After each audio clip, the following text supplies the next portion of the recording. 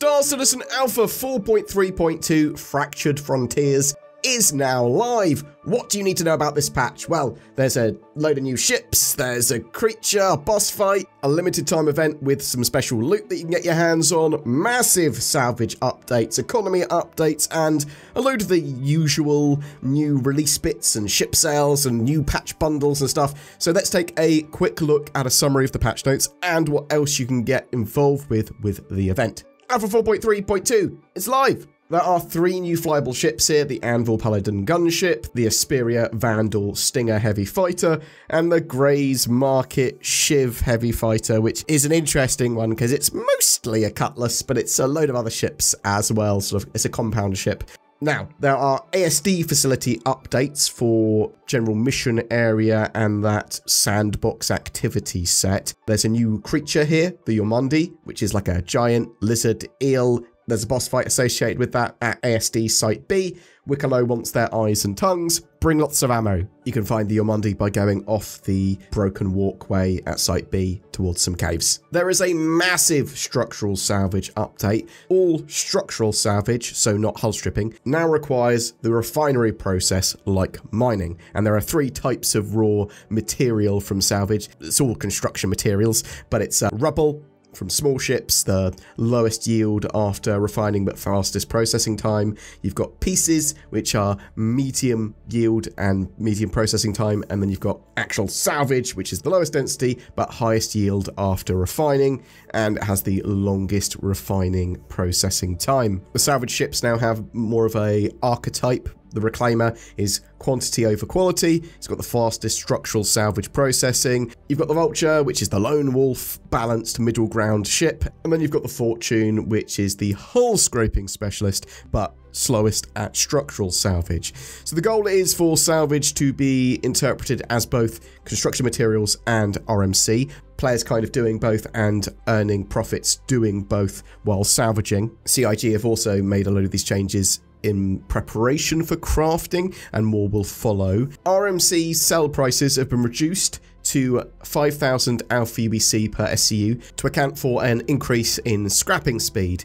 Construction materials now are priced at 7,500 Alpha UBC per SCU. Structural salvage is a lot faster now, and the construction materials as a commodity was moved from a large-scale commodity to a medium-scale commodity in order to account for the price increase. The Reclaimers had some major updates as well, a new docking port to allow it to dock at stations, and then obviously it can do its refining and salvage stuff that it needs to do. They've added a cargo grid to the salvage lift at the back of the ship and fixed its animation length to make the lift go down further. More generally for salvage, they've increased the salvage field range and they've tweaked the sweet spots, and you can now see that visualized with a little plus and minus. You want to sell scrap? Go to some stations in Pyro. Well, at least some of them will buy it at a premium. Mining and free trade of general bulk grade commodities and minables should see profit increases from 8 to 20%. There's been a little FPS tractor beam update as well,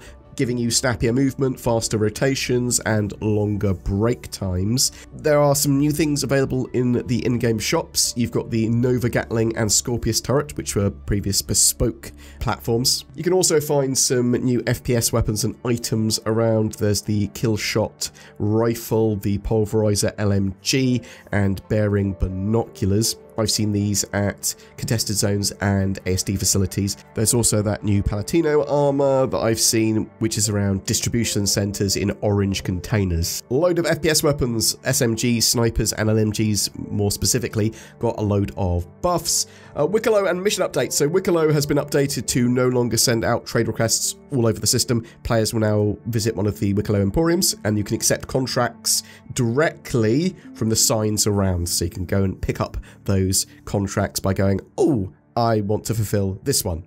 Along with this change, there's lots of new and updated items that have been added. They've added the Crusader A2 Hercules, the Ares Inferno and Ion, and the Asperia Prowler utility to the ships that Wicklow has missions or crafting for. Also, nice little quality of life change. PvP missions are now in their own contract manager tab, so you can go, oh, this is a PvP mission, rather than getting confused and going, I didn't realize I was taking a PvP mission. There is a limited time event, the Frontier Fighters Finale. This is going to be running until 4.4 goes live, probably around the middle of November. Basically, you can help the headhunters or citizens for prosperity, or actually both. You can do both sets of missions if you want to earn rewards for both. Let me give you a little prefix of where we are with the story so far, where we've come from and what's going on now. So Stanton was plunged into chaos when a coordinated wave of pirate attacks struck the system, and Save Stanton event was born from that. You basically chose to assist either the citizens for prosperity or frontier fighters. You fought off raids, recovered stolen cargo, and then realized that it was this gang, the Slicers, doing all of this. The war then shifted to Pyro and Fight for Pyro. Frontier fighters launched an independent campaign against Pyro citizens, convinced that the only way to prevent future strife is through destruction of Pyro civilization. You picked a side, the citizens for prosperity, headhunters, or frontier fighters.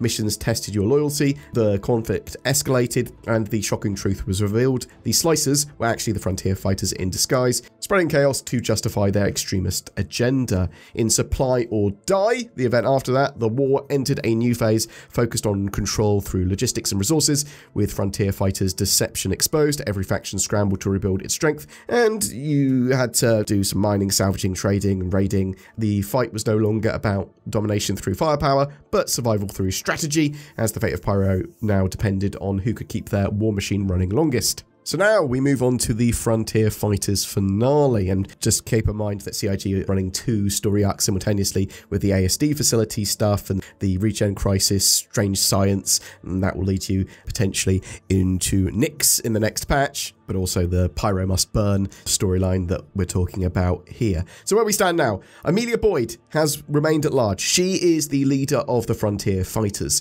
So chaos has reigned in Pyro, and socially minded citizens for prosperity are trying to battle to keep the residents safe, and then you've got the headhunters who are vying for blood. The Frontier Fighters took another massive step in their grab for power when they stole a RSI Polaris from the UE Invictus launch week, Fleet Week Expo earlier in the year. So now you're trying to get intel and find out more about the Frontier Fighters, track them down, hunt them down, track down Amelia Boyd, and deal with her once and for all. There are rewards for participating in this limited multi-week event. Join the Citizens for Prosperity or Headhunters. You can see them in priority contracts in the Mobiglass as they finally try to put an end to Amelia Boyd's reign of terror. Play through 3 staggered mission releases, which will be released throughout Alpha 4.3.2, and reap the rewards of your efforts as you go.